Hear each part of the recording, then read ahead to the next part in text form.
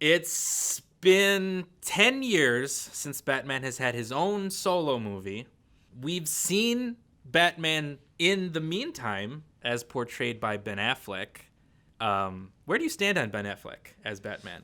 Okay, so for Ben Affleck, I liked how he came across as both Bruce Wayne and Batman, Yeah. but I didn't like how high tech and intelligent that Bruce Wayne was. I felt like he was bordering towards like Tony Stark. Like Absolutely. at some point, he was about to invent time travel and go whoop Superman's ass, and I was just like, I don't know if Bruce Wayne is there. He's smart, detective, keen sense of direction, and like knowing how to pick up clues, but like I don't think he's that high tech. I just thought that was a little bit too much for me. But as far as like encompassing like that playboy, billionaire philanthropist, kind of just like smooth as far as like the more like focused Bruce Wayne, like I know how to be Batman. Yeah. I thought that was good.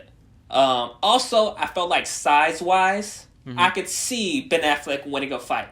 Hell yeah. Even if it was against Superman. He's a big man. And in He's a big that's a guy. big suit. Right, and then like he that looks like a workout tank. montage he had, just like, all right, he's like doing dips, full body dips with like two plates on his waist. I'm like, okay, he's big. Like I can see him in a fight. Yeah. Robert Pattinson.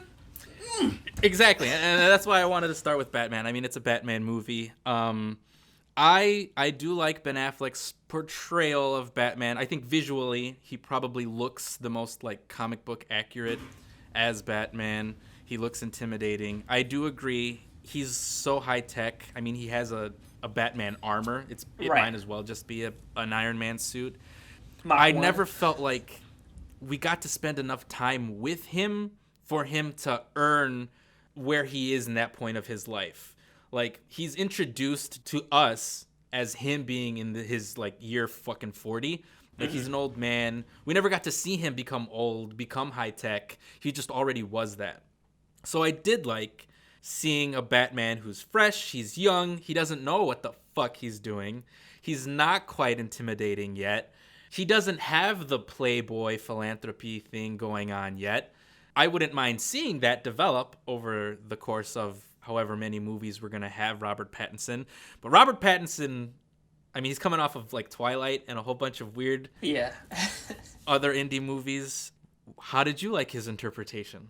Well, just like the whole mood of the movie was just very dark, like hardened almost, just like very removed from like his emotions. And I feel like that's definitely like a good character that Robert can play. He always kind of be like sulking and just kind of like pouty. Like I just feel like he was just pouting the whole movie. There's a lot of pouting. There's a lot of brooding. Like, come on, bro, grow up. Like what? Like you're fucking rich. You got to stick up your ass like for the whole movie.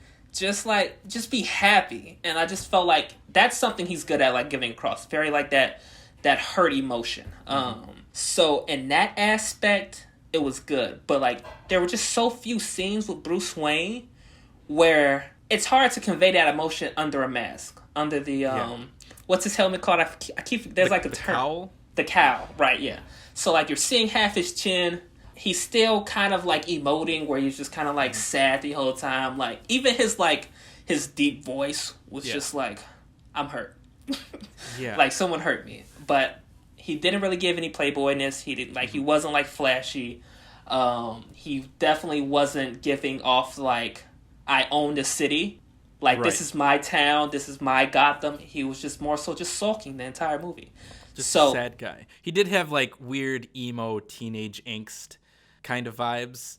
Yeah. And I get that, yeah, these are his early years, but also like he would be still a grown ass man at this point. That's what I'm thinking. Like it's been 20 years since your parents were killed. Right. It felt like his parents were just killed like last week. Like that's how like brooding he was. And the way he was treating Alfred was just like, he didn't do shit to you. He raised you, bro. You would think they would have a better relationship with him raising him since that moment. Would have been like about 15 years or so. How old was he when he saw Zorro? Or I think that I did like kind of the idea they were going for with this new Alfred.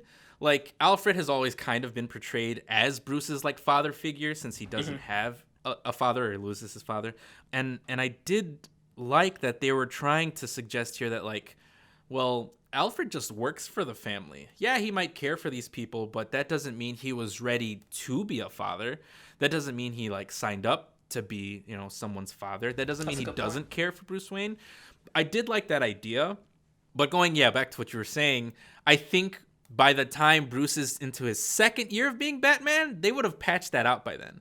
Like, right? They would have fixed out that relationship. Like, either Alfred would have been like, oh, I'm definitely not ready to be this fucking psychopath's accomplice, or they would have had that nice bond with each other. It just gave me like very much like step-parent vibes. Like, I'm only dealing with you because I have to, but like if you got exploded by a C4 bomb, I wouldn't give a shit. Yeah, because it's so interesting, that scene where he goes, you lied to me.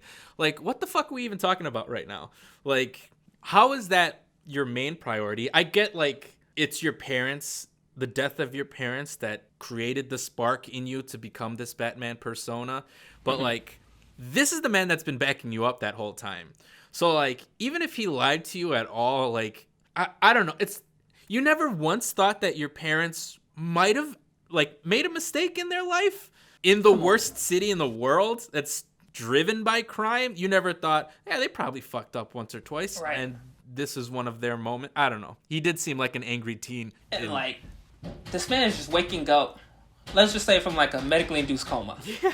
He was happy to see Bruce. He gives him a smile. And then it's immediately he's fucking towards to, like, incoherent, like, probably still groggy. Yeah.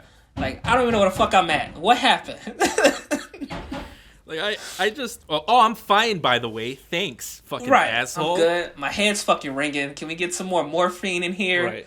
But honestly, he should have went to a funeral because he threw that C4 bomb, like, off the table. Mm-hmm. And just was like, oh, I'm just a little battered in the hospital. Right. Of all the people... And first of all, why are you opening Bruce Wayne's mail for? Because that is a federal crime. It says to the bat... I don't know. What are you doing, Alfred? You don't think that's a little sus? I don't know. I felt like they were always getting, like, letters throughout the movie or just, like, notes to Batman that he was like, oh, maybe it's another little codex for me to decipher. Another little riddle. Yeah. I don't know. Getting back to Robert Pattinson a little bit, I want to state that I did like him. Okay. I think he does a perfectly fine job. There's nothing about his characterization of Batman that I didn't like. I would just like to see him progress a little further down the line. If we ever get him in a sequel, if we ever get him in like an HBO television series. I think the one thing that I find a little bit one-dimensional about his character is what you were saying. He's kind of just sad and sulky the whole time. Like, he's Batman the entire movie. Even when he's Bruce Wayne, he's still just Batman. He's not ever really Bruce Wayne. No. And when he attends that funeral, he doesn't say a single word to anybody. It's like, who is this creep? And you would think that they would start figuring out, oh, maybe the person who's going out at night with all of this high-tech gear is the weird recluse who's fucking never out anywhere. Right. So I would like to see him develop that playboy personality. It was like, oh shit, like, I should start doing a little bit more. It didn't bother me yet because it's his first movie. I just would like to see more of that in the future. I agree. I definitely agree. And at the funeral, if Falcone doesn't come up to him and kind of like, you know who this is? This is Bruce Wayne, the Prince of the City. He's going to sit in the back of the cathedral, not say anything to anybody, and just scope everybody out. How is that not a dead giveaway that this guy's just lurking? Even the senator who does talk to him was like, you're not doing anything for this city. Like, what is your comeback to that? Because she's fucking right. You're not doing anything. I just sit at home and eat cereal. Eccentric billionaires, like, we know, like, who they are. We'd recognize, like, Jeff Bezos or whoever. And even if they're not, like, recluse, I mean, I'm sure there are some for... Not to, like, that height, I feel like. They're definitely, like, billionaires and millionaires we don't know about who just, like... Obviously, got money from, like, making plastic bottles that type of money, but... Like, Elon Musk, he's always in the news for something. Jeff Bezos, in the news for something. Whether I'm building a rocket, there's very few billionaires that aren't making headlines in some kind of way, whether it's with their business or with their antics. And literally, I don't even know what his company... How is he still making money at this point? What are you doing? Yeah. What are you doing? Right. So, that's a very good point. How'd you like the suit? I think it's okay. I really like... how it looks like armor, but it not to the point where it looks like Ben Affleck's Iron Man knockoff suit. Like it looks like it would take damage. It looks like it could handle like the bullets that were, being shot at him. The cowl looks a little weird to me. Yeah. I don't know what it is about it. At first, I also thought it was a piece of armor, which would make sense because he's getting shot at. But then there's a point where someone just has a gun right on him near the end of the movie, and it just looks like rubber. And it's I think it was leather. I think I heard someone mention that, like, if you look closely enough, you can see, like, stitching coming down, like, the cowl, like, to the nose. And if that was the case, then why aren't people just aiming at his face? There's a chin. There's an open chin for the entire movie. It's right there. Just movie. Aim a little higher above the chest, and you'd get it. But he did take a bomb to the face. Yeah. So at that point, I don't know what a bullet's going to do. Like, if you're not... If you're in spitting distance of a C4 neck bomb, and you can just take it to the chin and nothing happen, then I don't like a bullet might bounce off at that point. Like who knows? That might be an iron chin he has. Right. I've always liked Christian Bale's suit the most. I know it's not the most comic book accurate suit, but it looks like the Kevlar reinforcement. It looks like it's an actual tactical suit. Yeah. And I really like the small moment in The Dark Knight where there's a Joker thug who tries to take off his mask and then he gets electrocuted. Because it's Batman would think about that because he's Batman. And I never got like the sense that Robert Pattinson's suit had anything close to that technology. It didn't. And he should have been unmasked after he was knocked out.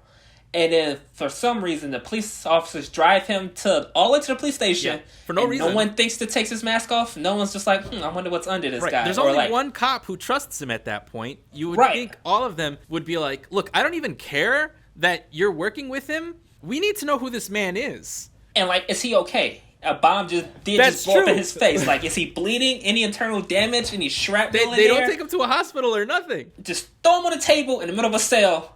And then it's like, maybe we should take this mask off now as soon as he wakes up. We assume he'll wake up because they don't know that he's not dead, I guess. No, I mean, he might be, like, lowly breathing. Like, somebody, like, put the hand over the mouth. But, like, you don't know nobody's if he needs checking. Medication. He doesn't have a concussion. Right. It's just like, like, he doesn't have any internal damage. That part was kind of like, there's no fucking way nobody knows he's Bruce Wayne. Nobody doesn't know he's Bruce Wayne at that point. Somebody looked over the mask and was like, oh, shit, it's fucking Bruce Wayne. It's like, Bruce Wayne. Oh, it makes sense. That's why he always looks like he's fucking being beaten up every fucking night when we see him out in public. Yeah. Because he looks bad every time we see him in public. It's like, dude, did you see that motherfucker? He looks like he got his ass kicked. Like he was fighting like 4 vigilantes last night. Right. Yeah. Like he might be the Batman. Yeah, I would definitely like to see more of him trying to protect his identity. I mean, I guess maybe with the whole like skulking about and being all broody, part of that might be he doesn't really care. Maybe he doesn't care for his own life. Maybe he doesn't value the fact that Alfred is so close to him yet, which goes back to that one scene. But I definitely like to see more of him actively trying to be more careful with his identity, especially now that there are people who cares for him, even like Jim Gordon. Because at that point, Gordon stuck his neck out for you like multiple times. You better consider that motherfucker a friend. Because he took a punch to the face. Like, punch to the face. That was a funny full scene. on like I didn't pull my punch. That's an interesting scene. It's so funny how he just scuttles away like down the hallway because he looks like a man in a Batman cosplay suit as opposed to looking like Batman. Yes. I don't know if that was the point because it's funny how he runs down a hallway and there's just a bunch of people like, who the fuck is this guy? Right, like, oh shit, it's Batman. I guess anyone would look ridiculous wearing a Batman suit in real life. But there needs to be like some menacing aspect to it. Like, there was really no point in the movie where I was like, oh shit, like I'm about to get my ass kicked. I'm kind of thinking like, I think I could take him. and that's a bad feeling if you're going to a superhero movie as an ordinary person. Like, I think I could take Batman. I think I could get him. Right.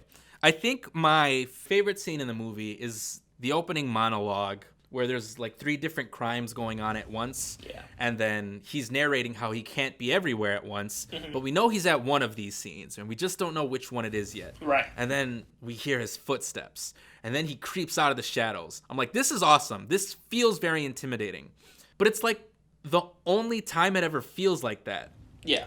Because you're right. I don't know if it's his physique. I don't know if it's the Batman suit itself. I don't know if it's Robert Pattinson. Something about it just didn't feel too intimidating. Other than like that intro. I thought that intro scene was awesome. He comes out of the shadows and he starts like beating people and like violently. Yeah. But I think you're right. If like you had a couple of guys with like Penguin's physique just try to come at him all at once, he's probably going down. And there were a few times where he gets rushed and like overpowered. And I feel like with like Christian Bale, he never got overpowered. There was never a scene by like ordinary people. Yeah. And I feel like that's the difference between like getting like the Ra's al Ghul training and then like the Alfred training how to throw a punch. Yeah, there's a difference. So like that aspect of like actually being like fearful of Batman and his abilities and capabilities as far as like fighting hand-to-hand combat. Even probably more so like some of the more advanced tech that he will probably get later down the road. Yeah. He just doesn't have that imposing his will, I feel like, yet. And maybe that's something he still needs to develop, only being like year 2. I will say I was surprised about the lack of action in this movie. There aren't too many scenes where he really needs to punch his way out, I guess I would say. Like in a Marvel movie, everyone, they get into a scene and they all have a little scuffle. There wasn't too many scenes like that, so maybe that wasn't the point. Like, I did like that this is more Batman's trying to figure out a case. He's actually doing detective work. I mean, Batman has been known to be a detective. He's supposed to be like the greatest detective in the world. So I like that this movie's trying to be different. It's trying to be like a noir where there's a Zodiac killer on the loose and Batman's trying to figure out who it is. Maybe a story like that doesn't involve a lot of punching, but you can't always do that. Right. Like, if in the next movie, I think the director said he wants to see Mr. Freeze. I mean, maybe he doesn't punch Mr. Freeze, but like, say if we ever got a character like Bane again, I don't see that fight ending well. No. There's a balance. He's a detective, but he is also supposed to be a brute, menacing force. He's supposed to spark intimidation and fear. Any street level criminal, hand-to-hand combat, I have to go in there assuming that Batman can take them. There has to be something else where it's just like guns, maybe animals, maybe like bombs, maybe like another objective where he has to save someone that allows the villain to escape from the fight. But in this movie, I get the sense of if there are enough people with, I guess, even like a small amount of hand-to-hand combat training, because I feel like the shooters at the end of the movie, if one of them was like, all right, I'm a green belt, then I feel like he'd be fucked. I feel like he's fucked. Just like I can take a punch, I'm not gonna go down with like a 2-punch combo. Like we're gonna be here scrapping for a little bit. I feel like he loses. Somebody important is definitely going to die in that scene if there's somebody who can at least take a punch and give a punch. And maybe they can address that in future movies. Again, I guess I'm giving a lot of hope to like what may come in the future. Right. Maybe there's a point in a sequel where he gets his fucking ass handed to him, and he's like, maybe I should do more training. Maybe I should learn how to be a more physically intimidating presence. In that first scene, he takes a bat straight across the back. Yeah. And if that's just leather padding, I don't care. He should have fucking felt that. Yeah. He should have like dropped to a knee or something. I guess, like, with Ben Affleck, he's bigger, he's bulkier, and besides his suit, I can just see him taking more damage. Yeah. But just, like, seeing Robert Pattinson push that table, and then just his bony-ass back, I'm just like, there's no welt. Like, you just got hit across the back with a bat, like, a day ago, and you look perfectly fine. Like, I feel like he should just be taking a little bit more damage, and, like, if he's going to be a more realistic superhero where, like, the fight scenes aren't super fast or he's not jumping over cars, then I feel like we need to see that damage a little bit more. Yeah, totally. I think that goes well with, like, the interpretation of Joker we saw in the last Joker movie. He's not really, like, a comic book accurate representation of the Joker in the comic books, but we believed the kind of person he was in that world, who's like, he's not a scrapper. He's not like Heath Ledger's anarchistic Joker who could fight Batman, lose, but would fight him. He's just a fucking loser, and he gets the shit beat out of him. But the fact that he does plays into the story. Right. And yeah, I don't think we got a good sense of Bruce Wayne's physicality or how much damage he could take in a fight. Like, none of that plays into the story itself. Like, yeah, since I didn't get a good sense of the amount of damage he could take, I wasn't sure how strong he actually was. Right. And even that last scene where he has to take, like, the serum or the adrenaline to get back up to finish the fight. Like, what the fuck was that? Right. Yeah, what the fuck was that shit? We could get to that a little bit Did he have later. that the whole movie? Right. It's like, why haven't you been taking this whole time? Maybe he only got one or like one made. It was a video game health pack he had ready to go. Right. It's like, need an extra life. He had a boost in energy. Here's the package. And so, even with that fight, I can't remember exactly what takes him down. Was it like the shotgun to the chest or like a rifle? It was like a close range, like artillery. I think it was a closer range, yeah.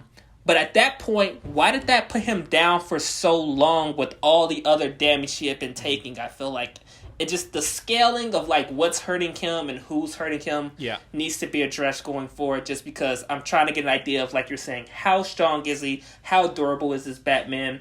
What kind of fight scenes can I expect? Because like you're saying, if he's fighting Mr. Freeze in the next movie, like, how are you going to be able to fight him?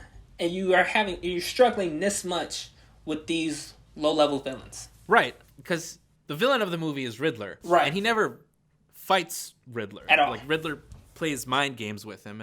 But we need a better sense of how this Batman fights. How did you like the vehicles in the movie? I thought they were fine. I guess the biggest one is the Batmobile, right? Yes. There's nothing there's nothing too memorable about it. The vehicle itself, in my mind, it just looks like a regular car to me with like a big ass engine in the back. For a movie that's trying to be more grounded, it's not too high tech. Again, like something Ben Affleck would have, because the amount of shit Ben Affleck had in Justice League, he was just, I don't know, but I believe this is a car that someone would have. I believe that this Batmobile was more function than, aesthetics. So I suppose that was the point, because like visually, it's hard for me to like picture how the car even looks, but I mean, it's featured in the best scene in the movie. So, do you have like a ranking, like the Bat vehicles maybe from recent movies? Like, where does this lie? I like the Tumbler because it's just a straight up tank. Like that's designed to like withstand a whole bunch of damage or whatever. So I think I would go with like the Dark Knight's Batmobile, and then I'd probably say Robert Pattinson's vehicle before going with like Ben Affleck and then Tim Burton. Okay, era vehicles. That's not bad.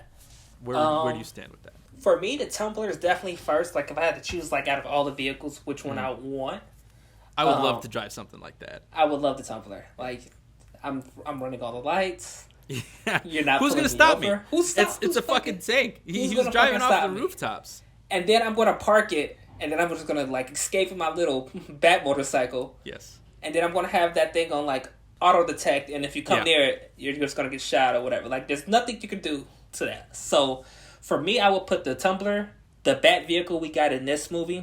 I'm not too familiar with like the Tim Burton movies, so like I kind of remember those cars growing up, and they were high tech, but just not like stylish. Now it's not like an up to date car. So for me, that would kind of be like my order. But as far as the vehicle, I love muscle cars. Oh, I love the wide body, the kind of boxy look. Like I'm taking up this entire lane, and then that sound of it. Like as far as the sound was awesome in this movie. The sound of that engine roaring was very nice. That hits you when he starts it up for the first time, and then he goes on that chase. Yeah. So I love the look of it. I would have liked to have seen it, like you're saying, like in daylight. I think there are a couple of clips of it in the Bat Cave, but it's like either covered or just kind of like in the background, so you don't really get like a clean look at it. But like, is it a 2-door? Like, can I get like some people in the back? Like, is it just me and Catwoman? Like, I need to kind of see like the look of it. But it did give me, like, I'm not sure if you're familiar with, like, Death Proof. Not That really. movie. I think it's like a Quentin Tarantino film. Yeah, where, okay. like, I know a what double you're talking feature. about. I've never seen it. Right. Essentially, like, if you're in a driver's seat in this car, no matter what kind of car crash you can get into, you won't die. As long as you're in a driver's seat. So, those were the kind of vibes the car was giving me as far as, like, if I get in this thing, I'm going to own the road. And if I need to fuck somebody up, I'm going to be fine. It looks like it's all steel, too, reinforced. Maybe like a roll cage in there, who knows. But it just looked really badass. And I would love to have that as like an everyday car. I feel like the Tumbler can't be an everyday car, but like... Yeah. If I pulled up in like the Batmobile and just had it on like a low setting so I can go like a smooth, like, 40, just cruise, so like a little light burn. Yeah, that shit would be definitely dope. Yeah. Dope as hell how that car. Like, no, yeah, I could take you out right now in this car, but I'm not Right. going to. I'm just cruising. I'm not going to. Yeah. Just cruising, just chilling. We got the burner on low. It's on a simmer, so nothing too flashy. But yeah, it looked great to me. I would definitely want to get like more of the features inside of it, like how high tech is this vehicle. I'm assuming it's pretty low tech, where it's just like But let's just get a some rocket. specs. Show us the Right. behind the scenes, how you Exactly. made the vehicle, so we can get a good sense of the vehicle. Sure. Exactly. So, and I think they said, like, some of the people working in the film that they use multiple cars to kind of get a vision for the how it would look. So it's probably like a combination of different muscle cars and maybe even some, since the engine is electric, there's probably some electric vehicle inspiration to it as well, too. Interesting. I didn't know that. Yeah. I think that was the only one they said they can get the actual engine to work was that they had to make it electric. So, Oh, okay. with the current climate and gas prices, he's Oh, gonna be all right. sure. Fuck, man. They really lucked out with that one. He's going to be all right. Yeah. He's not going to have to worry about $8 to get. He's a billionaire He's a anyway, so I billionaire, don't think that's a so, yeah. problem. But still, he's going to be able to, keep the price low. Right. Drive comfortably. Right. Speaking of the chase sequence with the Batmobile chasing around Penguin, what do you think about Penguin? He's my favorite character from the movie. Actually, I take that back. He can't be above my girl, Catwoman. Catwoman. Okay, we'll get to Selena her Kyle. in a second. Let's just kind of breeze over Penguin then. But the Penguin, second favorite character in the movie. To me, he honestly made the movie. He was hilarious. Yes. He carried a lot of like the dialogue. I felt like there are some times where there was just lulls in conversations. Yeah. And like we're whispering. It was so. There are lots of scenes where like Batman and Gordon are talking to each other, and they're like, talking, it's very low. And I'm like, what the fuck are they saying to each other right now? Yeah. There's no one around you. They were like in the middle of a field and they're whispering to each other. I'm like, there's no one in this fucking orphanage. Just talk. Yeah. Penguin, he's got a louder than life kind of presence. Yeah. Hey, forget about it. He had like a New York kind of Chicago accent going on. He looked like he was like a cartoon character, but like in the best possible way. He looked like he was having a lot of fucking fun. Colin Farrell killed that role. I fucking loved this Penguin. I'm not a big fan of the Penguin character. I guess my only like reference point would be the old Tim Burton movie, and I don't know if this is controversial. I don't care for that movie at all. It's not really a Batman movie. It's more of a Tim Burton movie, and it happens to feature Batman characters. Yeah. Penguin was actually raised by penguins in that movie, and he's like a weird mutant where he has, like, I hate it. The hands, like awful. He eats fish. Like, I get that Tim Burton likes his like freak characters. Yeah. It didn't work for me at all. This is like, no, this is a fucking mob boss. And if he doesn't care about you, he's going to fuck around with you because he's just not taking no shit. I loved him.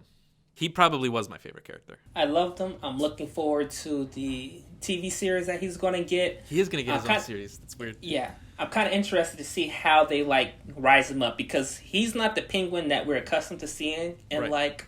He's definitely not a main villain. Right. He's not a main villain yet, so... Like, to me, the Penguin always kind of seemed like an analogy to me would be like the Kingpin. And Absolutely, like, sure. So, like, he's not at that level yet. He's not controlling anything. He has his own little nightclub and maybe some, like, little side dealings here, smuggling and, like, selling drugs or whatever. But he's not a hotshot. He doesn't really have any weight to his name yet. And I feel like the Penguin is probably kind of like a diss. Like, people are calling him the Penguin to kind of just fuck with him. Oh, sure. And so I feel like he's definitely going to embody that Penguin aspect to him. and like you hear the penguin and you kind of have like some fear in you. But yeah, people just talking shit to you now and calling you the penguin to fuck with you because you're a little short fuck. And and so I'm really just ready to see that rise of power, given how well Colin Farrell did with this character. Yeah, hopefully we do get to see that, especially since by the time this movie ends, there is sort of a power vacuum that happens with the Falcone mob boss. So there's room for him to rise and grow as a character, but also like in the mob. So yeah, hopefully we get to see more of him. I know he's gonna get his own show. I kind of think this movie would have benefited from being a TV show. We can talk about that later, because I know you have a lot to say about Catwoman. Where do you stand on Catwoman in general before you get into this interpretation? As far as like a character or Yeah. she's interesting. I love when like your superhero has like a love interest who is also super powered or at least like heroic. So there's always like that tension of like who's the baddest in the room. And you definitely get that in this movie where like Catwoman's constantly telling him like I can take care of myself, like don't worry about me. She talks down to him several times. For sure. Telling him to check his white privilege. For sure. And shit. And so I love like that energy where you have two alphas essentially like establishing like who's the dominant person in a relationship. So I always love the aspect of having like Catwoman in anything that Batman is doing because there's that chemistry there, that love interest, but also she's kind of anti-hero where everything that she's doing is for a reason. To either help people better herself. It's not just I'm out here like stealing because I'm a thief. It's more so like I'm taking money from bad people to do good with it, like that Robin Hood aspect. So I kind of like the character. I didn't really. The Tim Burton Catwoman is okay. Don't care for it. Again, I know people love Michelle Pfeiffer. She's hot. She looks sexy in that leather, but like I don't care for it. Exactly. The Halle Berry movie was terrible. Oh my god, I forget that's a movie that exists in real life. I don't mention it. It doesn't come up. I just try to like imagine. It's like, not even like the right character. It's just she just has the name Catwoman for no reason. Let's erase it from history. Yeah. And then like Eartha Kitt, I wasn't around to really watch her portray Catwoman, but she's like the first. So, as a character, love it. I think it's crucial to a lot of Batman stories as far as like their relationship. I think they eventually have a kid in like some of like the comics. Yeah, I think so. So I'm interested to see if they do something like that with this line of story, since they are pulling from so many different comic books. Yeah. So that's something to go and I guess think about and see if we can get any like leaks and stuff like that, see where they're going. But as far as the character, I definitely think she's kind of like there's like a comparison for Spider-Man, like there's a Black Cat. Black Cat, right. There's definitely that need of having like that love interest that's also like a superhero. So I like that dynamic from Catwoman. I agree, and I'm glad you brought up Black Cat because I feel like, I mean, this is a Batman talk. It's not about a Spider-Man talk. Right. But a lot of the reason why I'm giving the filmmakers a lot of leeway with like, oh, well, maybe we'll see him develop a little bit more in the next movie is because of what we just saw in Spider-Man No Way Home. A lot of people had been complaining for years about how Tom Holland's just Iron Man Jr. He doesn't feel like Spider-Man. And by the time this third movie finished, he gets that development. He becomes the Spider-Man that we know and love. So like, yeah, okay, I don't mind. It's your first movie. He's your first Batman. You know, it's his first years as Batman. Okay, maybe he'll grow and he'll become that Batman that we know and love. But also, I think Spider-Man is in a perfect position right now to be introduced to a character like Black Cat because, you know, he just lost MJ. He doesn't really have anyone. Right. And he let go of MJ because of the fact that she was a normal human and he wants to let her live a normal life. Perfect opportunity to be introduced to a not so good character. Maybe she, you know, like has some bad intentions, but she herself is a superheroine. Right. So he doesn't have to necessarily feel guilty about like dating someone like that because it's like, oh, well, here's a new character. She likes my superhero persona. So he goes into a relationship like that for all the wrong reasons. And I think Catwoman does that exactly for Batman. Maybe not necessarily in this movie, but I in general, I think that character does do that for Bruce Wayne very much. I agree with what you said about Catwoman being an alpha in this character. I like that she had a lot to do in this movie. Like, she's just not a side character. She's basically a dual main character. And that might be my biggest issue with this movie. In a movie that's way too long, Yeah. Catwoman, this is basically a Catwoman movie. Like, she's the one who learns a lot about herself, and there's a reveal involving her family lineage, and then she has to grow as a character to decide to kill someone or not to kill them. This was almost a Catwoman movie, and I was like, why are we spending so much time with Catwoman when we could be spending all of this time further developing Bruce Wayne as a character? True. Honestly, I didn't get enough Catwoman, if I'm going to be honest. I wanted to have more Catwoman scenes. I wouldn't mind more Catwoman. I think she's the most interesting character. Well, I think she's the most developed character in the movie. You know, she's working a job she doesn't want to do, but she does it for the money. Mm-hmm. She lives with someone she cares about. That person goes missing, so she goes on a mission to try and find them. She finds out, like, her father's involved and the mob is involved, and she goes on this adventure. I'm like, this is a movie in and of itself. There's like an hour and a half worth of Catwoman movie inside of this 3-hour-long movie about Batman. Yeah. It's an interesting choice for me. Like, I almost wish it was a Catwoman movie and then Batman shows up, but it's a Batman movie where Catwoman steals a lot of Batman's shine. Yeah, in that aspect, Batman was not the most compelling character in this entire movie. And he kind of gave me Boba Fett vibes, where he took a sidestep in his own fucking... own fucking show, his own movie.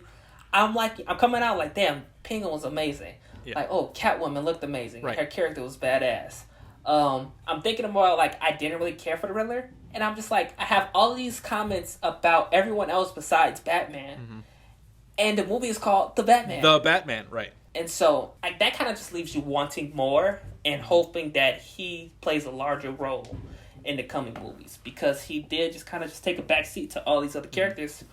Which, however, is good for the movie, because if you're not high on Robert Pattinson, you can still come for the other characters and still feel like you have a good time and enjoy the show. Right. I think Zoe Kravitz does a fantastic job in the role. I found her to be a lot more compelling than Robert Pattinson.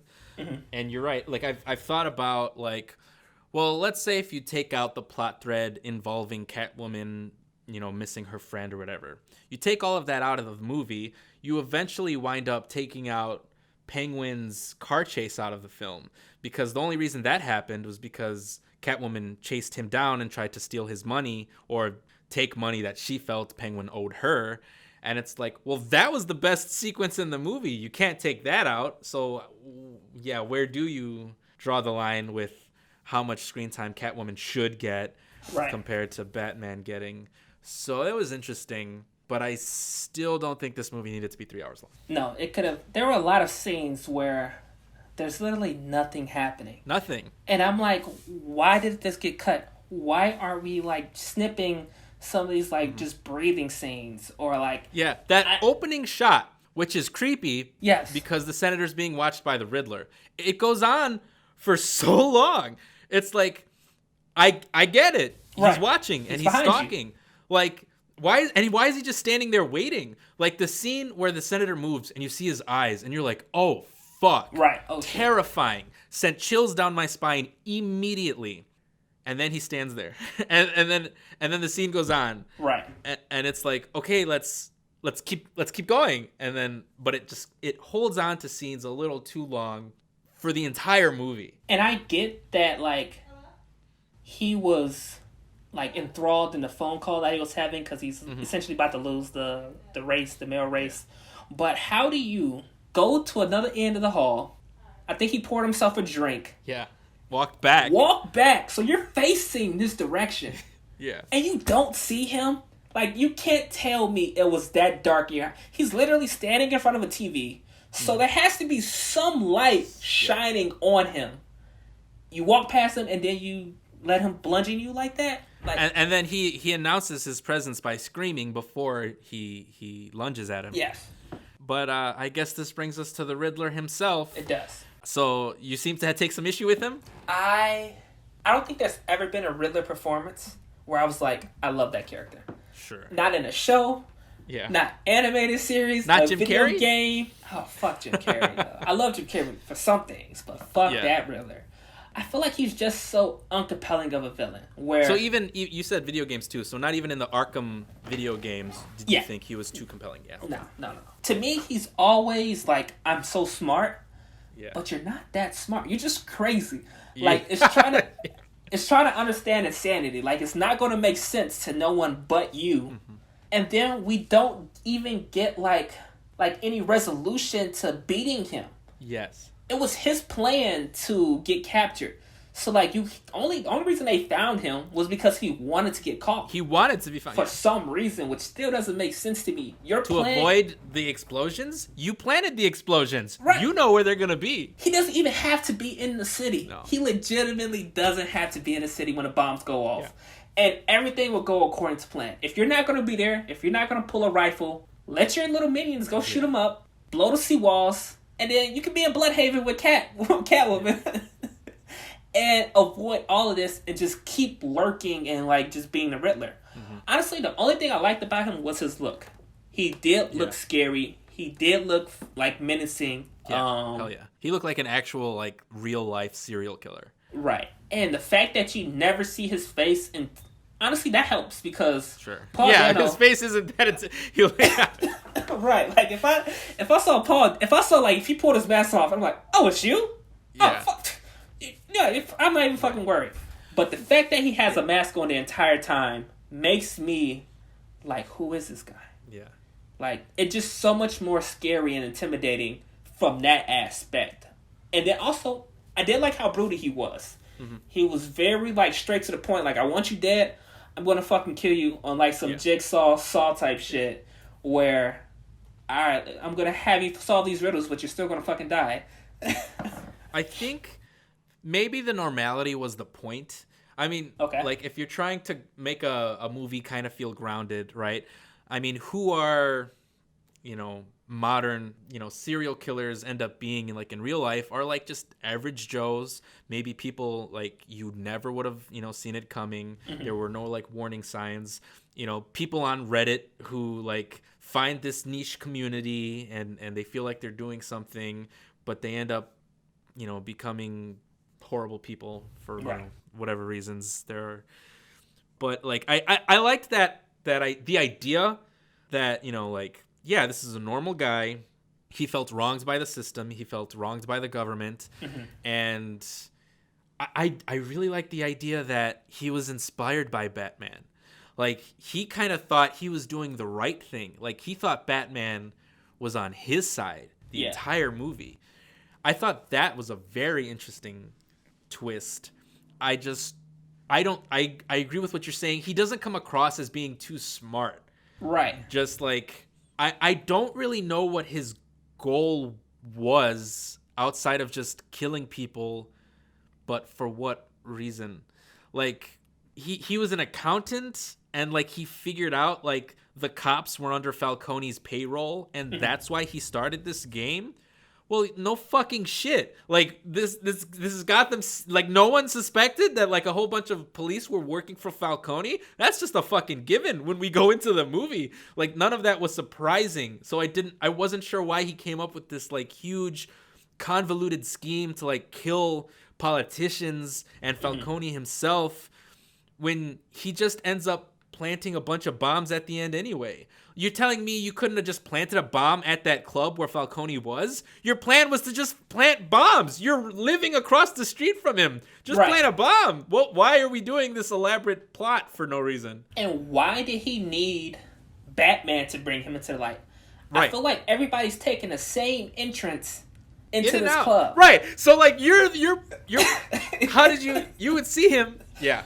You're perched up with a fucking rifle above the club. And no one sees you? Every day. Like, there are guards at the door. They don't look up and see you there? And it was crazy, too. Like, as soon as we, like, pan to, like, the shooter, it's clear as day. It's just like his room is, like, has a spotlight on it. Yeah. You see the rifle holder, and then it's like, oh, shit, there's a guy with a gun. Right, now you see him? Yeah. And also, going back to his plan. Because there's a fuck ton of people there. Not a single person saw him. There's a huge crowd. 10 different like paddy wagons on like police cars are outside. Not a single person notices the guy with a rifle. Nobody in the back here is just like, all right, I'm not gonna be able to do shit. Let me just kind of like have a scope for the field to see like what's going on. Let's set up a perimeter. No. That just kind of shows you how bad the police work is in Gotham, because no one was setting up a perimeter. It was just a whole bunch of cops just like, yeah, we're a gang. Like, yeah, we're tough. Yeah. We're going to surround you. You can't get through us. Mm-hmm. And there's like literally no police work being done. Mm-hmm. But also, he didn't really uncover any of like the low-level police officers or low-level, like, I guess, politicians that were also complicit in the cover-up. He honestly just went for some of the head honchos and still didn't rid Gotham of the crime. Right. So, like, your plan didn't work. You got yourself thrown in prison or into an asylum. What is your goal? Like, what was the goal? This what you wanted? What are you trying to accomplish? Right. Like, this is how you planned this out. For you to be in an insane asylum and then do what? To what end? Right. Yeah. Like, you're safe now? He wanted to talk to Batman. Did he want Batman to break him out? I just don't.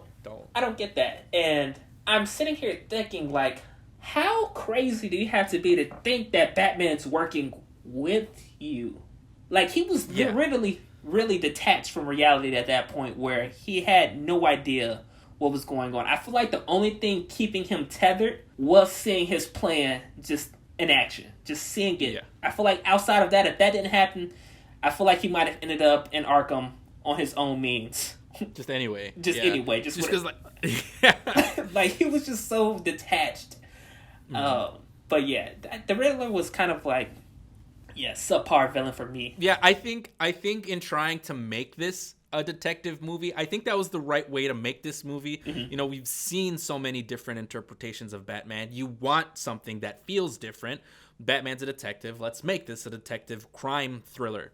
I think, they kind of made the plan a little too convoluted. Yeah. And a little too, like, contrived. Like, I didn't really understand. I like the idea behind it. I think they went in the right direction. I just don't think it really paid off.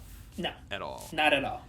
Because at the end, Batman doesn't even solve the case. No. At the end, Riddler just reveals himself and then says, oh, you're really not as smart as I thought you were, which is like, I guess we're fucking not. I guess we're not physical, and I guess we're not a detective after all. Like, everything I've been saying, like, yeah, we want Batman to solve a crime case. He just doesn't. He just doesn't do it. Exactly. And then even, like you're saying, he doesn't solve the case. If that cop's not there to tell him that's a carpeting tool, it's clearing over his head. He's standing on top of the whole map for the bomb. The bombs might as well go off, and then they might as well be a separate act that has nothing to do with Riddler, because he never would have fucking figured that out. He wouldn't have caught him. He wouldn't have figured him out. Honestly, Batman would have just consistently taken L's in this movie. He couldn't save anyone. He couldn't figure out who the killer was. He can't speak Spanish. Right, can't speak Spanish. God damn, they blew up Gotham. The Gotham's flooded. Almost succeeded in killing Alfred. Almost killed Alfred.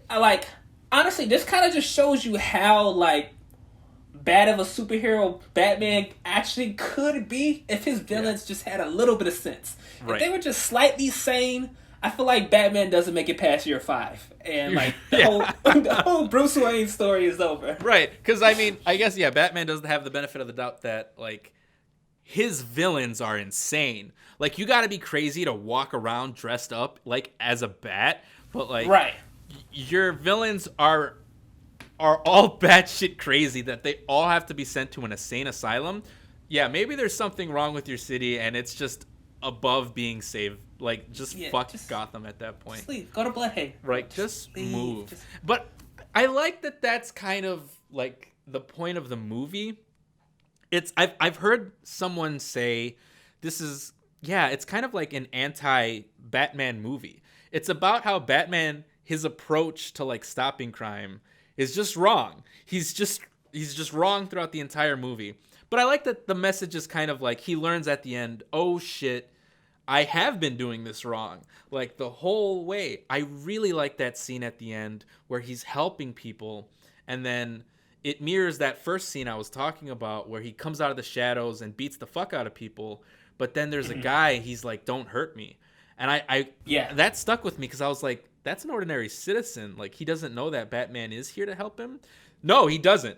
Batman goes by like vengeance the whole movie, and he's punching the shit out of people.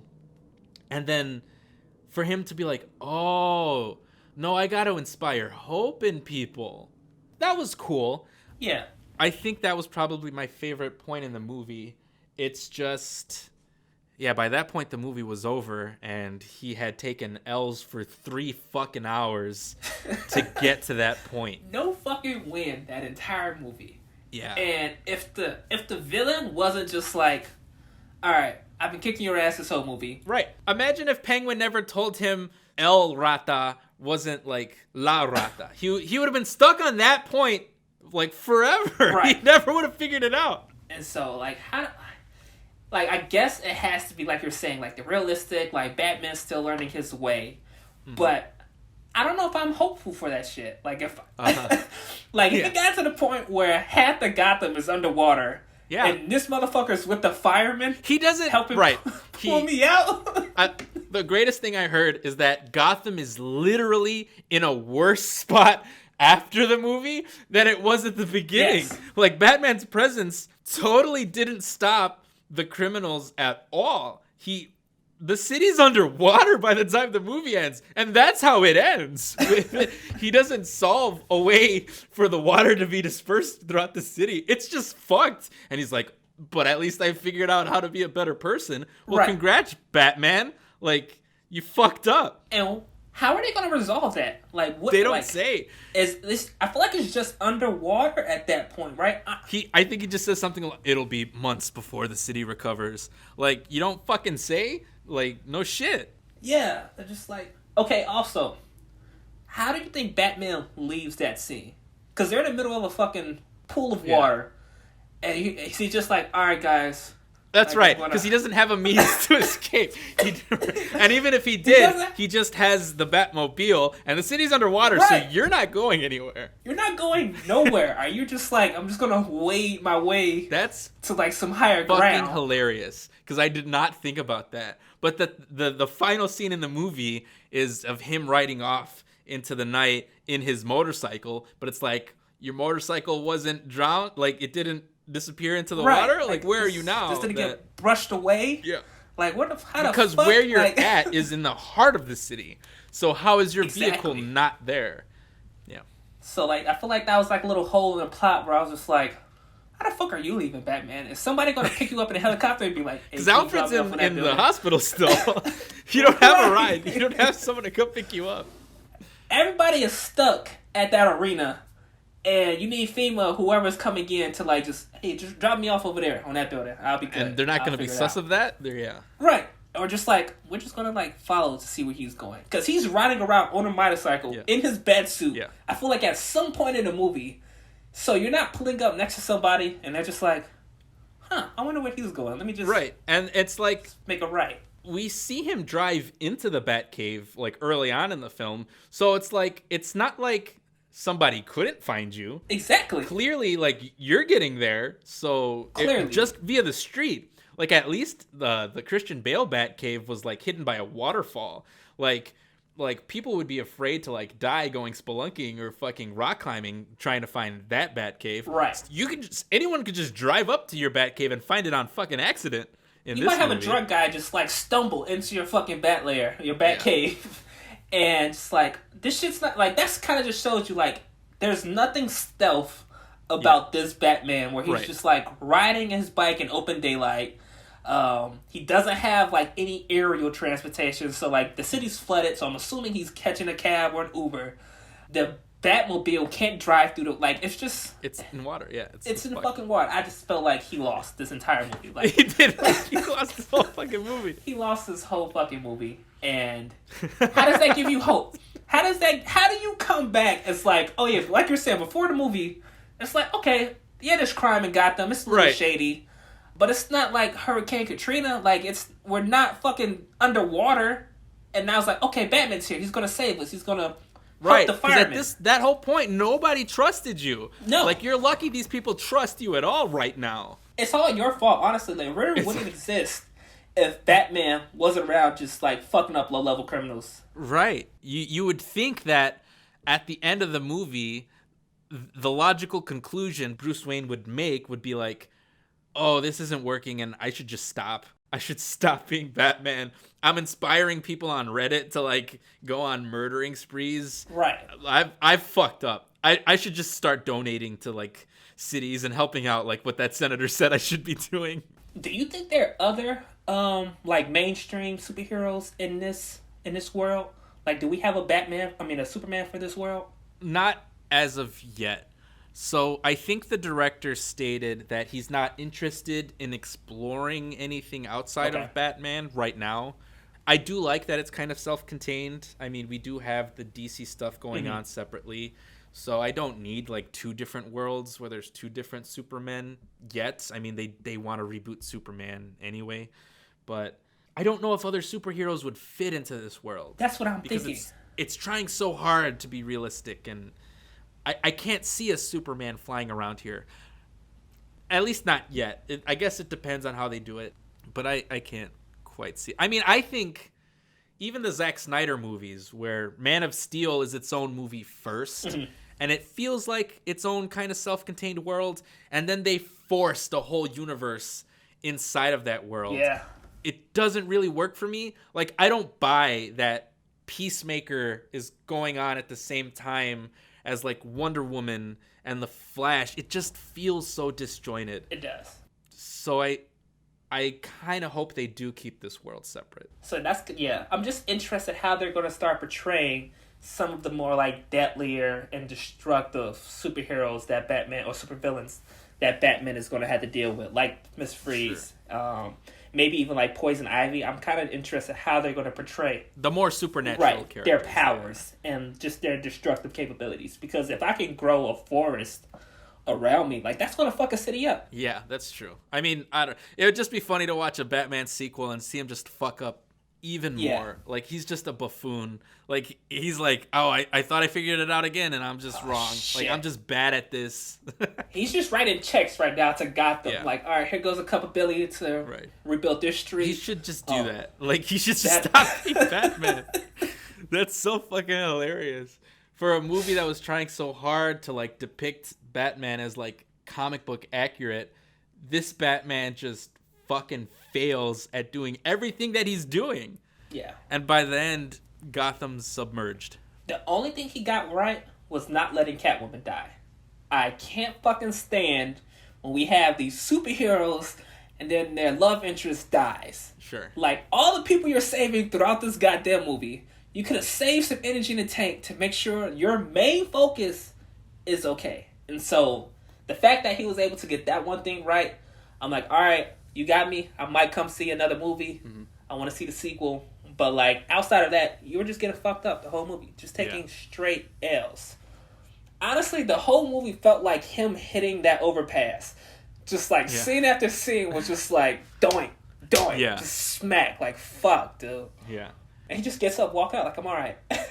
yeah, that's true. But I wouldn't say the movie is bad. Like, it's very well made. It's beautifully shot. Like, even though, like, we didn't have, like, glorious things to say about Robert Pattinson, we both think he's fine. Like, I guess. Like, everyone outside of Robert Pattinson was great. Like, it's very well acted. I think it's too long. Mm-hmm. It's too slow to be as long as it is. Was off. And with the Riddler's plan, it becomes a little convoluted for how grounded and realistic it's trying to be. Like, The Dark Knight Rises, I know a lot of people have some issues with that movie. It's almost 3 hours long. Yeah. But that movie moves at such a quick pace, and there's a lot of action scenes, and it's fun to watch. And you can nitpick at, like, the story. Like, it's sloppy. I mean, he gets his back broken, and then he punches it to get fixed again. Yeah, he should have died. All right, I don't believe it. But, you know, it's a fun, stupid movie. And I can't say that about this. Like, it's not really fun to watch. It's a little too dark and dour to be considered, like, a fun summer blockbuster. Like, I don't know how, like, kids would like this movie because it's I can't so see them dark. like I feel like the movie for me was slightly draining. I don't know like if you have the effect like sometimes I come out of movies and I'm just like I'm amped up, I'm excited, I want to talk about the movie I felt for fucking hours. exhausted after this I was just like, oh my god, like I'm tired. Let me take a moment. We can talk about this in a little bit, but I just need to recoup. I need to recover. So like you're saying, the movie was definitely too long and just too slow. The lulls just carried for just scenes. So I would definitely say going forward, they need to definitely pick it up. Maybe more action. Just maybe more like, if they're not going to have the action, maybe just more banter. Maybe more like lighthearted, back and forth. Because Bruce Wayne, he's not going to be like cracking jokes against some of his villains. But as far as just like the comebacks, the wittiness, like show the intelligence in the dialogue that he's going to have with some of the people he's going against. Right, because a lot of the I guess humor in this movie outside of like Penguin is just Bruce Wayne kind of standing there awkwardly. Yeah. Like I think the biggest laugh I got is when a policeman is like, "What are you doing here?" and he's just standing there. He doesn't say anything. He's just standing there like looking at him, and then he looks at Gordon, and then he looks back at the cop. And it's just like, yeah, his presence would be funny because he's a guy dressed up like a fucking bat. Right. But it doesn't quite feel right, the humor yet. And maybe that comes with like, okay, as we see this version of Robert Pattinson's Batman start to develop, yeah, maybe he starts to develop a little wittiness, a little comebackiness to it. It does not need to be Marvel. I don't need to see Marvel humor in this, but I think moments of levity would really help just like how fucking dark and depressing this movie really is, especially if it ends with like the city underwater and people are barely starting to trust this Batman. Like a little few more moments of humor would have helped alleviate just how exhausting I felt by the time the movie had finished. And I was getting antsy. I definitely felt moments where I was in a theater and I could hear people around me shifting. There was this old man who couldn't hack it. He fell asleep. Maybe. Oh man. Like, I would say he fell asleep when he was jumping off the police precinct. And I turned to my right, and he was just knocked out. So, like, as far as, like... By the time that scene happens, you probably have a full-length movie had happened at that point, So, you definitely have to keep your audience involved. And I can't see... Like, if I had, like, a young child, he's not following this movie. There's no way he's going to be able to pay attention long enough to follow this movie. I don't know if I would take my kid to see this movie. Like, I don't know if I could see it. Like, outside of like the dark nature of it, it just is not. It's not going to hold their attention. And this goes into some of the problems I had with like the Zack Snyder films. Is that like Zack Snyder wants to present himself as like a mature director who directs for like adults who want to see like more mature, political, violent, material. But it's like, this is Batman. This is a silly comic book character with a guy who dresses up as a bat. It should be a movie that everyone can enjoy, kids included. And I obviously love more mature films and want to see Batman being portrayed as like that smart detective who's trying to hunt down the Zodiac killer. I just think that there's a way to tell that story in such a way that even kids could enjoy it. Right. There were just things that should have went to the chopping floor. And I felt like this movie could have been wrapped up. I was thinking like you could trim it down probably to like 230, 220, somewhere in that range. And I think some of that probably goes to like Riddler's plan, because he kills people that we're really not familiar with. Like I think of all the people he kills, they only skip over one death where like we don't really see the death happening, and it's like I think it's the second death in the film.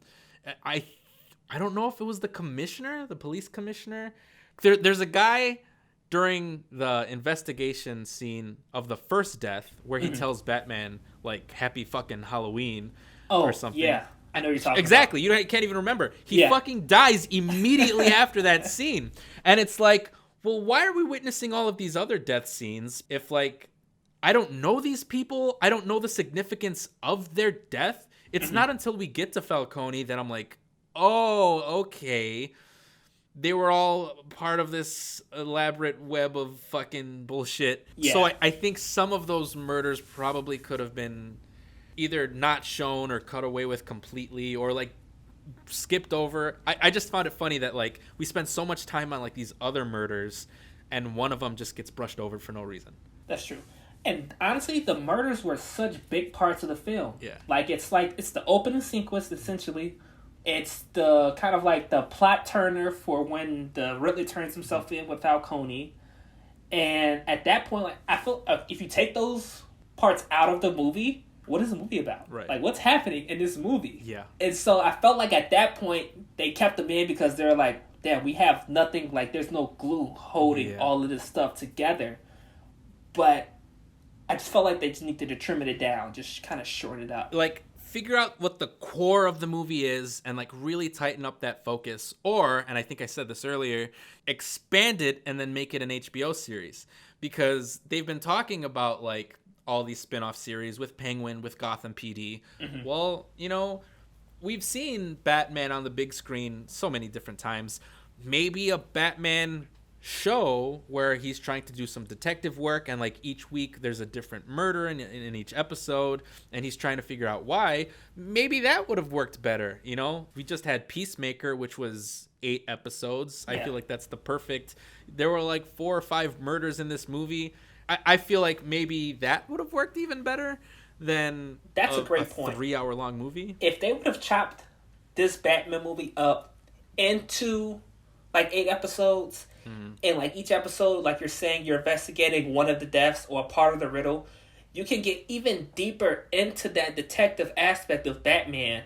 Yeah. And you're still enthralled because you only sitting here for about 45 minutes. Right. And so you're not caring if every episode doesn't have a fight scene. Every episode isn't action-based. You get a couple of episodes where you have car chases here and there. But I feel like that just carries so much better if you're feeling like each week you're trying to solve the mystery with him, not having the plan kind of be like, oh, it's very mysterious in the beginning, and then at the end you can't solve it, so we're just going to spoon feed you it and tell you, okay, this is what happened, here's how you beat me. Okay, it's over. And I'm sure like the internet would have been all over it trying to figure out what the Riddler's plan was. You know, like, oh, what is he trying to do this week? What's he trying to do this week? And then you could have made it fun. You could have made it interactive for people trying to like piece it together. I think that probably would have been the best thing to do. And HBO has the money. Like, they make some of the best TV shows out there. So I think that's what I would have preferred. Because, like, Zack Snyder's Justice League is 4 hours long. That's a long-ass movie. Yeah. I have to plan out my day if I want to watch that movie. But I feel like the pace of it kind of flows better, more so compared to this movie. But Zack Snyder's Justice League is broken up into chapters. 6 chapters. It's basically a TV show, but it's stitched together. Right. Like, you can stop it at chapter 2 and you watch 2 episodes. You can stop it at chapter 4. It's basically a TV show. And I'm like, oh, well, that's why I like Justice League a little bit better. And I don't know if that's a controversial opinion to say, but I find it odd that a 4-hour-long movie feels like it has better pacing than this one 3-hour-long movie. That's a very good point. And with the movie being so realistic and so, I would say, low budget in the sense of like the special effects, it's perfect for TV. You don't have to have a huge budget in order to make sure. Yeah, like you can save up to an episode where you're doing the flashy car chase sequence and you throw all the money into that one, and it could benefit from being low budget, so to speak, because I mean, you're not going to use a lot of lighting anyway because it's a dark show. It's Gotham, you know, like you can cut a lot of corners and get away with it, I think, in a Batman series. Yeah. How did you feel about Gotham? The way it looked? Loved it.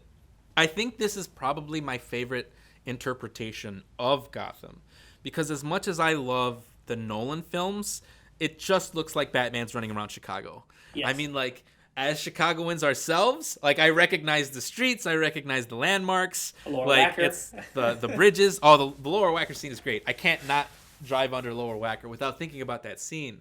But that kind of pulls me out of the movie a little bit. I mean, like, not really, but like when his motorcycle crashes through the metro station, it's just like, well, that's the metro station. Exactly. Like, I know where that. It's not the metro station. It is. So I do love that the Gotham felt like it was a realistic city. It had some Chicago elements to it, but it did have like the architecture felt a little bit more Gothic and a little bit more darker.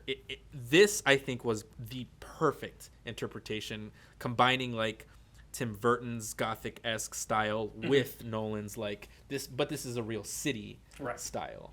So I also liked how most of the movie was filmed at night, which is something you kind of don't get in some of the other Batman movies. You have like a lot of daytime scenes. It's honestly probably half and half.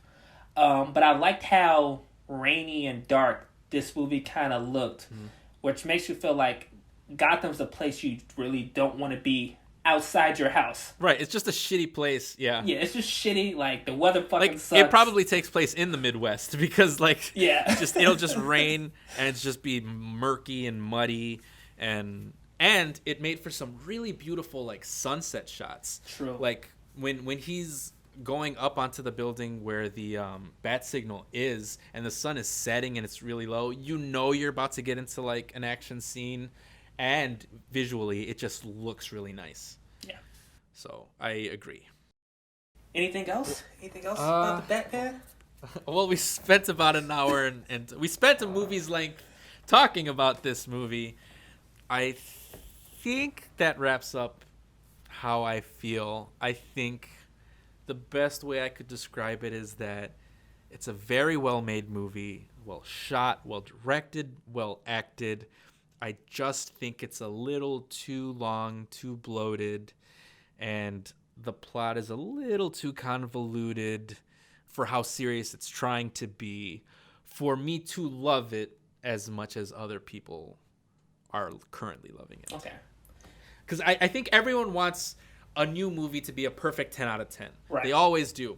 And I promise you that either the next time we get a sequel to this movie or the next time we get a new Batman incarnation, everyone's going to be talking about how that movie is a 10 out of 10 and how this movie, has its flaws and whatever, because that's just the nature of these things. So I'm just not a part of that bandwagon yet. Like, I'm already like, no, this movie has its flaws. It's not bad by any means. I would not tell anyone that this is a bad movie. It's just not quite there for me to love it. Okay. Do you have a rating? I think if we're going out of 5, I think I would be going with 3 1/4. 3 1/4. Which I know sounds low. Honestly, not really. I told you when I came out of the movie, I was hovering around like a 7, 7.5. But then as I started to like dissect the movie for this conversation and kind of like looking at aspects from other movies, I kind of bumped up to like that 7.5, 8 range. So I feel like that's about like 3.5 stars essentially is where I'm at. Maybe a little bit over. So like that's not a bad rating. But for the hype around it, the trailers made this movie just seem like it was going to be way more action packed than it was. Yeah. And it was kind of a letdown in that sense, if I'm going to be honest. Like you're saying, not a bad movie. So I am right there with you for your ratings, around that 3.5 star range. I would say 3.5, 4. If I had to like just put a stamp on it, I'd probably say 4. So we're pretty much in the same ballpark. I'm glad you recognize that, because as soon as this goes out onto the internet, people are going to be like, oh, you fucking hated the movie. Like, it's like, no, I would, a 3 1/4, that's in the clear. That's a positive rating. Right. And so I hate when I walk out of a movie and I'm like, I thought it was okay. And people are like, oh, so you hated it. Like, I just fucking said that I thought it was okay. That's what it literally means. If I hated the movie, I would tell you that I hated it. Right. I feel like if it's anything under a 5, so 2.5 stars, that was a terrible fucking movie. Yeah. Anything above that, the movie had some good qualities to it, but might have just kind of like missed the mark on some aspects. Sure. So I would say that's a good range to have it. I'm not going to disagree with you for your rating. Good movie. Could be better. Could be shorter. And I think it leaves us wanting more in a good way. Yes. Obviously, there are so many good qualities in this movie that we want to see it taken to the next level in a sequel or in an HBO spinoff series. So obviously, if I thought it was bad, I wouldn't be saying, yeah, I want to see more of this world. I want to see more with these characters and I want to see more with these actors. No, I thought it was good. I want to see more. I just want to see them do a little bit better. Yeah.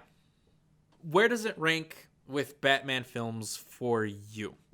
I would say that I still like the Nolan trilogy more than this. I still like The Dark Knight, The Dark Knight Rises, Batman Begins more than this. Okay. But I would say that I do enjoy this more than, say, the Tim Burton era movies. I agree. However, for me, it's third. Okay. I go Dark Knight, I go Dark Knight Rises, and then I go to Batman. I'm not really big on the Batman Begins. Mm-hmm. It just didn't do it for me. No, I understand. Batman Begins is my least favorite Nolan film in the Dark Knight trilogy. But I think I like that interpretation of Batman, of Bruce Wayne in his early years, more so than this one. I believe that was a Batman in his early years struggling, right, and more compared to this one, I guess. I tend to lean towards action for superheroes. So in that aspect, there was a lot more fighting, the combat scenes, the action scenes. He's actually a ninja in that movie. He's literally a ninja, yeah. He's literally a ninja. So that aspect of it felt better. It's a movie I can turn on and just watch and not feel tired after watching. Or it's a movie I could turn on, watch, go do something, come back, and I'm still right in the scene. Versus, I feel like if I leave this movie for like 10 minutes and I haven't like seen it in a while, I'm kind of like, oh, what the fuck is happening? Yeah. Like, what are they doing? Where are they at? Where are they going? And it's just kind of hard to kind of pick back up in that way. So, but yeah, I keep Bane's high up there. If Robert has to fight someone like Bane, he's gonna die. He's gonna die. I would literally believe that he would get his back broken. I would believe that Robert Pattinson actually broke his back during the filming of the scene. Because, I mean, he seems like a scrawny little man. I'm sure he's not, but he comes across as that way. Yeah. If he's putting a dent in that Kevlar cowl that Batman is wearing, that leather one's not going to do shit. No. So, he might end up being like some guy that's just taking steroids at the gym, who's going to be Bane in like this world for Gotham and Batman. Yeah. And maybe they just avoid casting Bane in general. Exactly. Because of that exact reason. Speaking of Bane, I guess, how did you feel about the Joker tease? I didn't like it. I fucking hated it. I did not like it. The laugh, they're trying to get the laugh to be more like the animated cartoon Joker. And I felt like it was just doing too much. It was kind of over the top. He felt like he was trying to laugh like the Joker. Right. Instead of just laughing. It felt really forced. It felt like he was trying to go for that iconic Joker laugh instead of having like his own take on it, like the Heath Ledger Joker. But like this one just seemed just really forced. Like he's trying to let you know he's the Joker, but we can clearly tell you're the Joker. So that was a scene. They could have cut that scene. That scene did not need to happen. Easily could have cut that scene. It could have been a deleted scene, like an extra bonus feature scene, like on the Blu-ray. It could have been the after credit scene. I think I would have had an easier time accepting it if it was the after credit scene. But the fact that it's in the movie itself, I think the word I would use to describe that entire scene is forced. Yes. I don't know why it's in the movie. To me, it comes across as like sequel baiting, where it's like, oh, stay tuned to what we got in store. Right. But then the director himself has said, well, just because it's in the movie doesn't necessarily mean we're going to put it in the sequel. Like I said, he has an idea to use Mr. Freeze. Well, then it's like, well, then why even fucking put it in the movie to tease me with something you're not even interested in following up with? Like, what? Yeah, what's the point? What's the point of that? Yeah. And it was too soon with how good Joaquin Phoenix was as Joker. Yes. Do you feel a type of way knowing that Batman owns Arkham Asylum and his whole mission is to capture these people and put them in Arkham Asylum and then they keep getting out? Like, it just kind of feels like he might be bored and might be letting these people out. Like it's a cycle. It's a cycle. It's a snake eating its own tail, yeah. Right, like, I have nothing to do Friday night. Why don't we just let the Joker out so he can kill a couple people, then I can go fuck him up and then put him back, and then we just keep doing this. Like, that kind of just rubbed me the wrong way. I'm like, oh, he owns Arkham, and these motherfuckers keep getting out? Like, are you letting them out, Batman? Are you letting Gotham get fucked up? I want to believe, since I am a fan of the Batman character, that would not be the case. But I think they were trying to, like, say something concerning mental health in regards to how Bruce Wayne acts in this movie, since he is so reclusive, since he kind of is Batman all the time. And I guess they were trying to justify, like, well, why would a guy dress up as a bat? Yeah, maybe he's not all there in the head, But yeah, I don't think they really pushed that too far enough. Yeah. And the fact that he owns Arkham is weird. Yeah, I don't know. Just kind of rubbed me the wrong way, Batman. It just seemed like is Batman corrupt? Are you letting these bad things happen so you don't have to deal with your emotions? Well, that goes back to the argument too that, well, you would think if these villains would keep escaping, Batman would understand that maybe it's better if I just kill them. Because if I were to just kill them, they wouldn't go out to... Right. How many people is Batman indirectly killing in Gotham? Right. you could, yeah. You could argue that by falling into, Riddler's traps and games that he helped get those people murdered, and then the bombs going off, I'm sure that killed people. And yeah, I don't know. It's weird to see the lack of help Batman had in this movie in regards to saving people. I think that's all I had about Batman, man. It was a good time. I mean, it's a lot. There was a lot to say about this movie. I felt like we were shitting on it for a long time, but then we were like, oh yeah, I give it a 4 stars. But it's good. Yeah. Here are all the problems I have with this movie, but they're very small problems. They're very small problems. I feel like with how much Batman content we get, we tend to nitpick on little details that the average moviegoer might just like overlook or not even notice. But no, it has to make sense. I need to be perfect. Yeah. And there are so many interpretations of Batman at this point. You can't help but compare it to everything that has come up to this point. I mean, like the Dark Knight trilogy, it's 10 years old at this point, but like they were good influential movies for their time. Like obviously, they have stuck with me since they have come out. And to be fair too, like I can talk a lot of shit about The Dark Knight Rises too. That movie is filled with plot holes and silly contrivances, and I fucking love that movie. I love it. I think it's awesome. I love it. But so yeah, I think you're right. We kind of probably did shit on this movie a little bit, but every movie has its flaws, and just because we can recognize them doesn't mean the movie's any less good than it is. It's a good movie, and I will stand by that. If I had to plant my flag, I would say it's a good movie.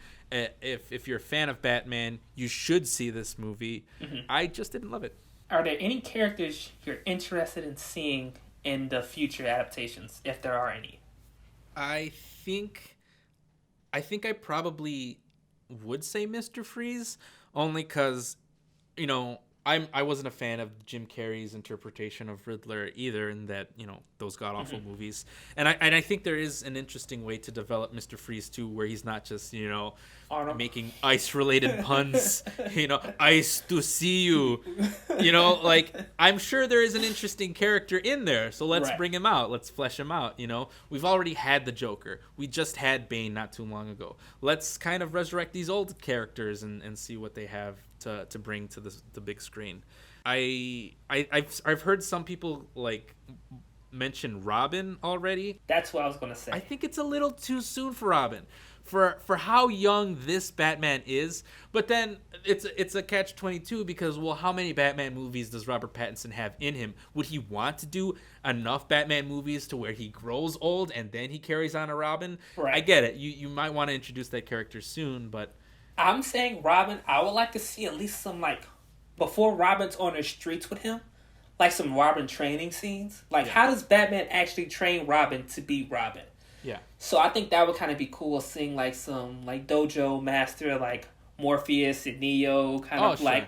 So I think that would be, cool fighting that we could get in a movie where you don't necessarily have to fight the villain, and it could still be a detective movie. You're just training one of your pupils. Yeah. I think... I don't love the Robin character. I think I would be more interested in seeing a Nightwing or a Red Hood. Okay. But you can't get to those characters until you get to a Robin. Yeah. So that's why we haven't gotten them yet, because we just can't get there. Because by the time we get there, the movies fall apart or the Nolan trilogies had wrapped up. So I get it. And so that's why I'm thinking I feel like the next movie, they're gonna warp us forward. I don't know how many years are going to pass, but I feel like he's going to be kind of in his stride the next time we see Batman. He might even have more gadgets. I assume that like Arkham is going to be filled with more possible villains, and he might get like more scenes where he's going to Arkham. Yeah, maybe we'll just see who's there. Like Right. obviously you tease Joker. Well, who else is in Arkham? Right, like that's a big facility to have two cells filled right now. Yeah. So yeah, I'm thinking like we can get like a fast forward, having like Batman or Robin training with him. Mm-hmm. Maybe even gives time for Catwoman to come back from Bloodhaven, and Gotham's kind of like, if not all the way rebuilt, just kind of like almost done, like 80%, something like that. So I think that'd be kind of cool. I mean, how fucking funny would it be if the city's still flooded by Yeah. the time Shit. we get to the next one? It's raining and it's flooded. That's not It's helping raining anybody. and it's flooded. We can't get this water out because it keeps fucking raining on us. There's nothing we can do. There's gonna be like scenes of him just staring outside, like, oh, I couldn't save them. I couldn't do it. I just gave up. So yeah, those are some characters, or Robin specifically is someone I want to see live action and just modernize, because I don't know how many portrayals did we get of Robin in some of those older movies. Nothing in The Dark Knight besides a couple like potentially Robin. And is he even really Robin? Right? Like, Right. he's a cop whose name just happens to be Robin. Yes. So. Well, yeah. I mean, like you want a satisfying trilogy, so maybe introduce him in the next movie. Maybe. I think like if we're gonna go the Robin route, I would like to see him introduced, I guess, in the second film, so that by the time we roll around to that third film, he's an established character. Yeah. Like, we got him. Don't just tease him in the third movie, and then we're not even going to get a fourth movie. So, yeah, I guess I see what that logic is. And I'm casting Tom Holland. Really? No fucking Yes. way. He can do the acrobats already. He's tiny.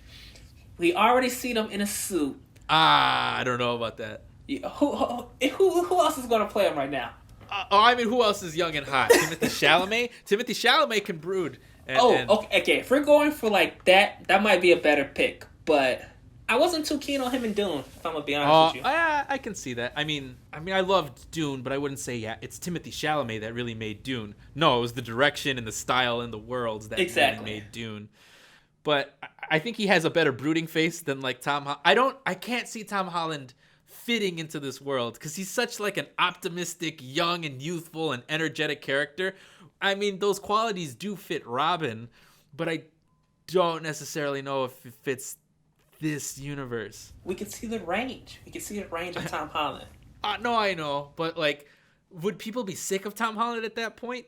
He's already in the biggest movie in the world, and then he had Uncharted on top of that, and I don't want to be oversaturated with Tom Holland. Okay. I disagree.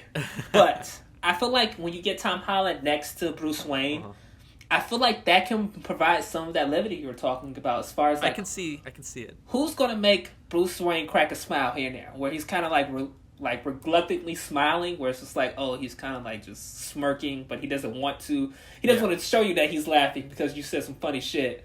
But so I feel like that would be a good choice. That would be interesting too, because I think Tom Holland, outside of the Spider-Man films, hasn't really been in anything good.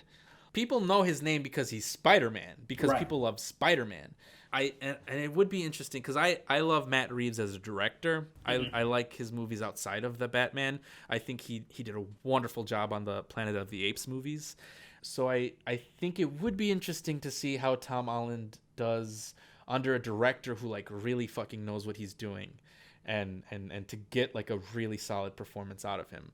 So it's an interesting choice. I don't know if I agree with it. I don't know if I'm on board. Okay. But I can see where your logic is. And then also, like, can you see Timothy in a circus? Like, if we get the origin story for Robin, like, he's going to be brooding on a trapeze, like, just flying through the air, just sad, like, modeling the whole time. Like, I don't know. For how, like, modern this interpretation of Batman is, I mean, are there even, like, circuses anymore? Like, are we gonna go that route, though? Like, I think you could go like the orphan route without needing to go into like he was a circus acrobat. And there are different Robins too. That's true. Just saying, he already has the skills. We could just add it in. He dances. You know, you're not wrong. He has it. We could just add it in. Yeah. I guess it'll be interesting to see where they go with the sequel. I'm looking forward to it. I think that's all I had, man. All right then. Yes. That's everything we got to say on the Batman. That's a long discussion. I think it. I mean, it goes to the quality of the movie that we have so much to say about it anyway. You know, like if it was a bad movie and we didn't like it, I don't think we'd have this much to say about it. No. So. Because at some point you're just like, I didn't like it. I wasn't paying attention. I didn't like this. I didn't like this. I didn't like right. this. And I just closed my eyes. Kind of like the Matrix. That's kind of what I did with the Matrix. But I know you want to talk about the Matrix. That's what you want to be talking about. that's another time. That's man. another time. Maybe. I would like you're saying. I have far less to say about the Matrix. Yeah. Because of how bad it was. But yeah. I understand that. Yeah, this movie was solid. It was a solid first start. I think they're starting off higher than Batman Begins. Okay. So, the expectations for the next movie have to be there, and I want to see like a storyline and who's going to be in it, and like I guess what comic books are they going to pull from to kind of like craft their story. And I think Matt Reeves is a solid director. Like he's a smart guy. I'm sure he will take any criticisms that he is getting and roll with them. So that can only help him improve his storylines going forward. So yes, it's a good movie. I'm looking forward to see where this world goes next. I just don't love it as much as everyone else is right now. That's what I've been saying from the beginning, and I think that's where I'm going to die on that hill. Yeah, we're aiming for 2 hours, 20 minutes. That's your cutoff. After that, I might walk out. Right.